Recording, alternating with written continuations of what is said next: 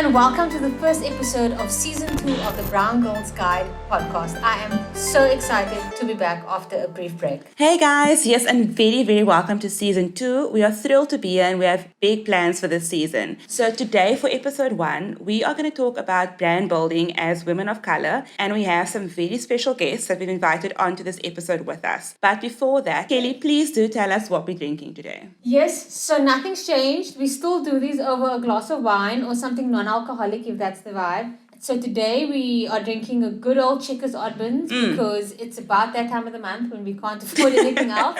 But there are some real gems in the Checkers Oddbins, so we do invite everyone to explore that. Please do. Now that that's out of the way, let's introduce our guests, shall we? Yes, let's. So today we are talking to Megan Richards and Danusha Durgalu.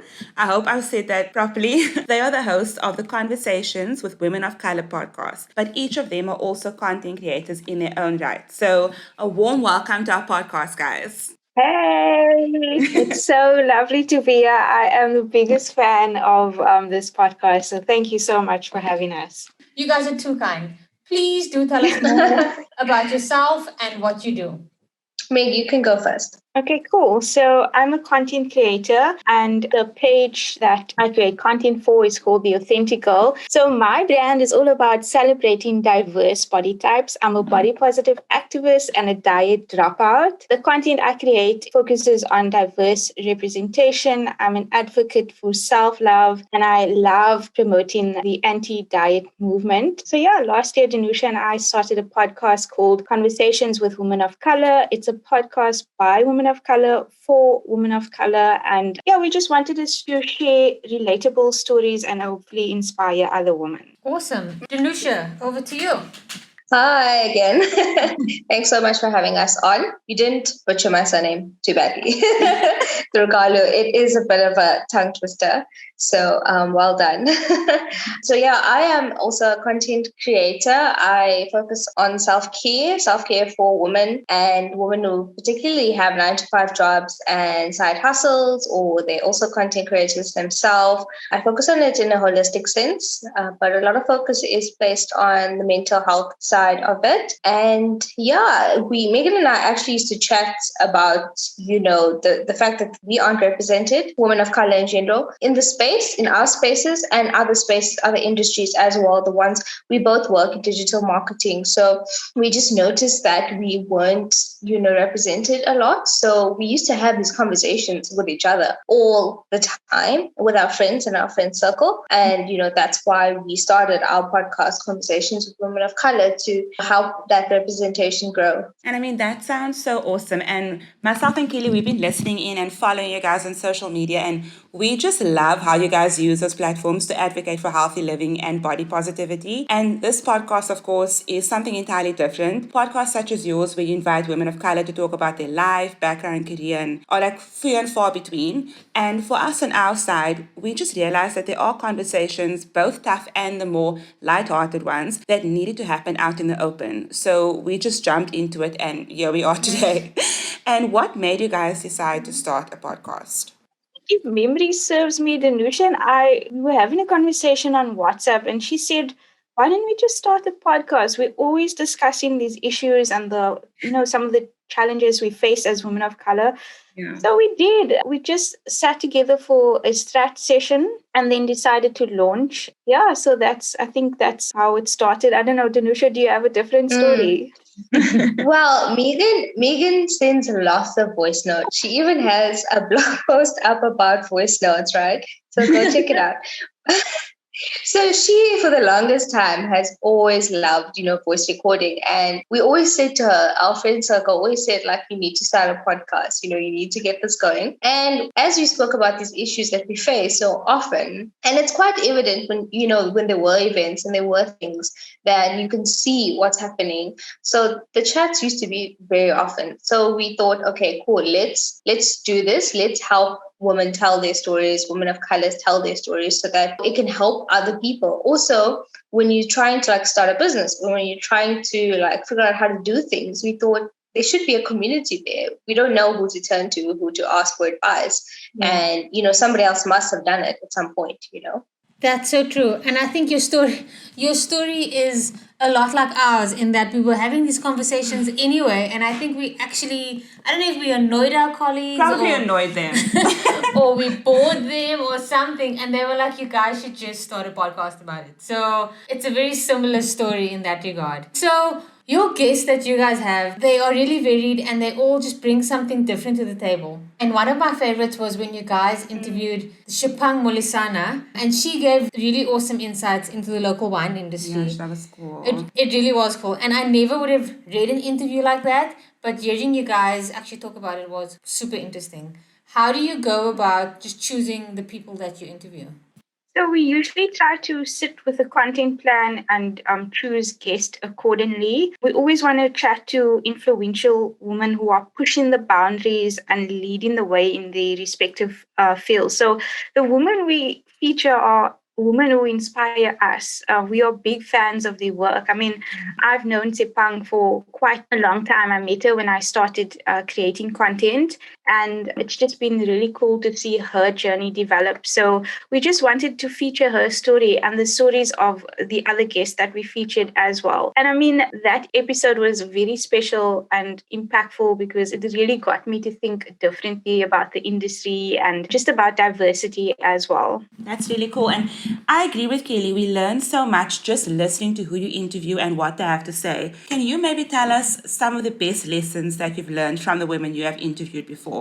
I think mostly that women of color don't have enough funding. So there's a lack of finance for us to start businesses, to become entrepreneurs. I think that's the major thing that we took from a few of the episodes itself. And in general, like, we all want to support each other, and there is a lot of that. But then there is the other side of it where within our own communities that we don't have that encouragement. We don't share each other's work. We don't empower in a certain sense to some degree, but hopefully we can change that. For sure. Yeah, I mean, I love learning from other women of color, and so often women are pitted against one another, especially in the influencer space or the blogger space or the content creation space. And this is actually something which you guys actually touched upon in your interview with Shaneshni Naidu. And it was just like so lovely to hear how much you're learning from others in this space as well, and not in competition with one another, but rather in collaboration. You are both like so clearly passionate about diversity and inclusivity for the women of color. Yeah.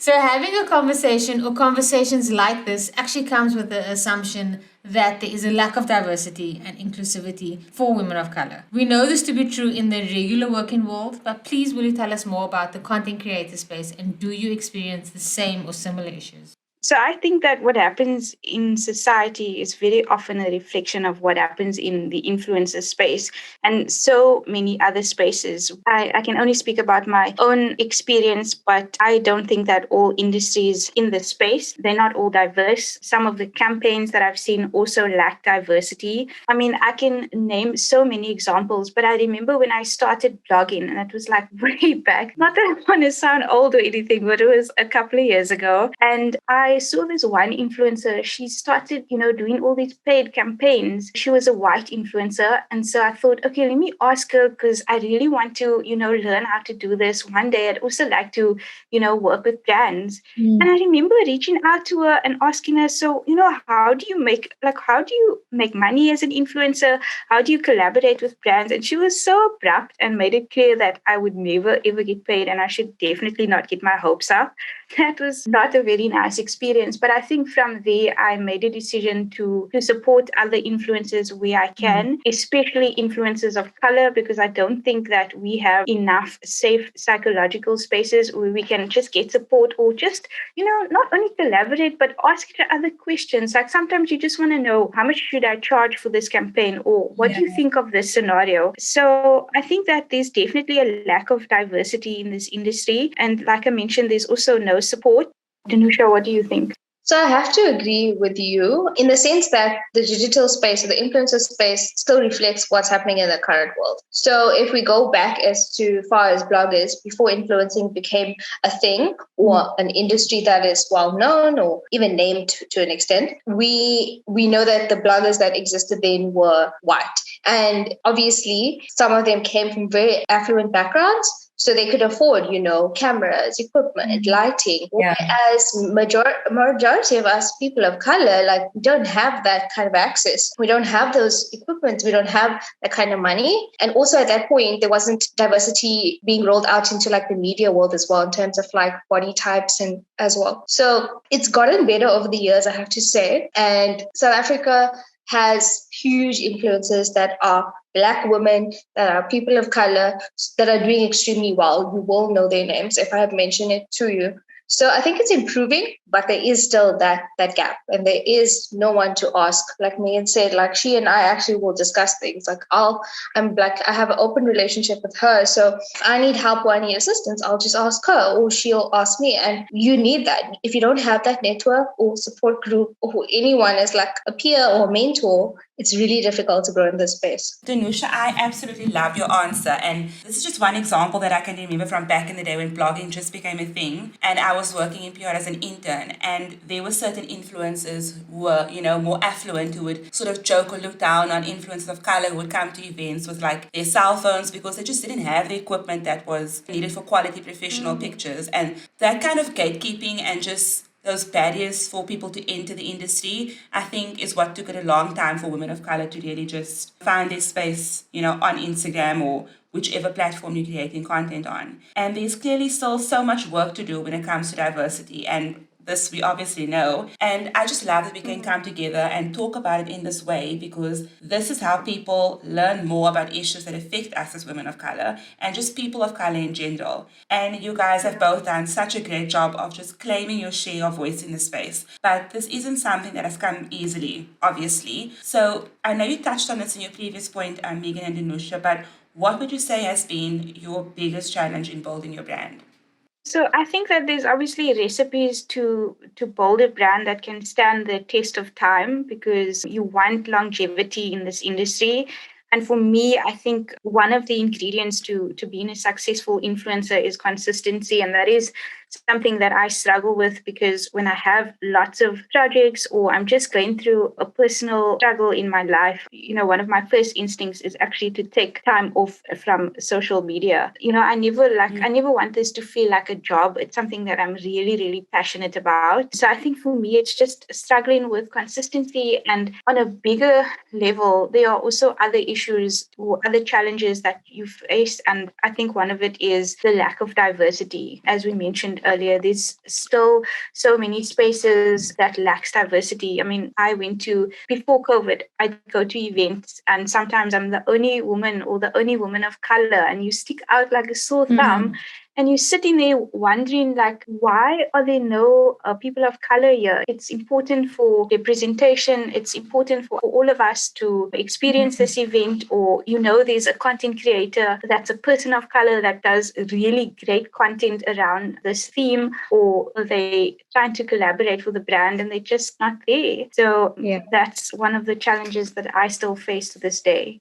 I also agree with you in terms of diversity. It's a bit, it doesn't feel encouraging when you notice that kind of thing. And I've also been the only person of color at certain things, and it just makes you think as to why. I think also for me, it's just the cost. Like, nobody likes to complain about it or talk about it, but the cost that you put into running a blog and whatever channels you're using and your equipment and cameras and whatever, it is really expensive. And I started as a student, so I really struggled in like the past 4 years, 3 of which I was a student. So it was really difficult, I think, just to get the equipment and to create good content with that. Yeah, and just raising that money, I think, that's a big struggle. I mean, we can relate. We are still like quite small, and we have spent so much money just on like social media and investing in this podcast.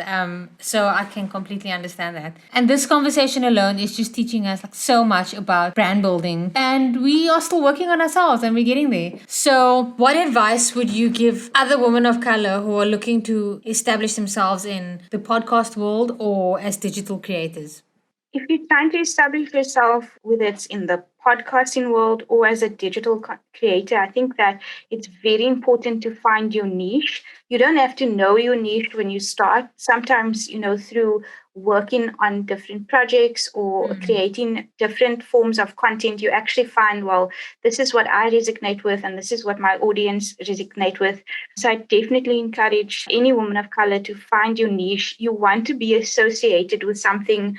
You want longevity in this industry. It's really, really important to focus on a niche and build content around that. Because I remember when I started, I wanted to do every single thing under the sun, from World Kidney Day to the latest beauty products. And I just realized that I can't do all of this because people didn't know how to define my brand or all the content I was creating. But I think now when they see my content or when they speak to me, one of the first things that comes to mind is body positivity. And that is exactly what I want. So, yeah. That's awesome. And just the thought that many people would advise any new people coming into this to not really try it because the market kind of looks as though it's quite saturated already at the moment. And there are so many influencers, bloggers, and content creators. And some say that the bubble has kind of burst already. In your opinion, how much growth do you think can be expected for creators like us specifically? And do you think it would be similar to the growth of Instagram influencers, for example? So I was actually just going to mention that a lot of people think that the market is saturated, but if you're going to go into the beauty and fashion niches, for example, there's a lot of people doing that. But then you can still do something within that that's super niche, like, I don't know, affordable makeup for students who are on a budget, or something that's like someone else is not really doing, maybe makeup for film, makeup that looks like for a movie or whatever, like something extraordinary that really no one else is doing. But the influencer marketing industry is said to be $15 billion industry by 2022. Wow. So it hasn't reached its bubble yet, or the bubble hasn't burst.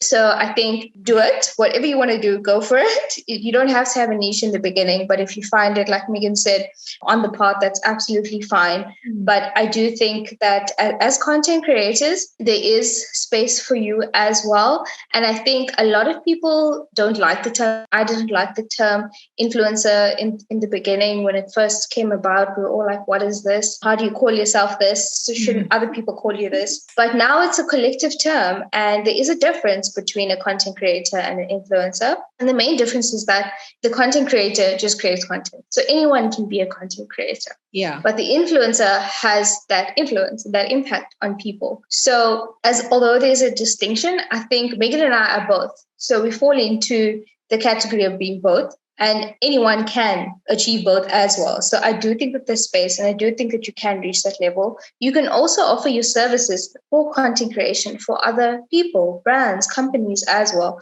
if you don't want to go the influencer route. So there's different ways that you can grow. That is such awesome advice. Thank you so much. I think in this one session, we've learned enough to take us through season 2. Definitely. Guys, thank you so much for joining us today. We are still busy building our brand, and so hearing your advice and learning from you guys who have been in it for so long will certainly help us along the way. Yeah, thank you guys so much. You are our first guest ever, and it's been so great chatting to you. I think it's so fitting that you are our first guest. I think so too. So, thank you so much for your time. For anyone wanting to follow Megan and Danusha, and for more information on their podcast, we will drop the information in the episode description, as well as share all their details on our social media pages. And you can find us on Instagram and Facebook at Brown Girls Guide Pod, and on Twitter at BGG Pod. And you can mail us on info@browngirlsguide.co.za. Thanks guys, and we will chat soon. Bye.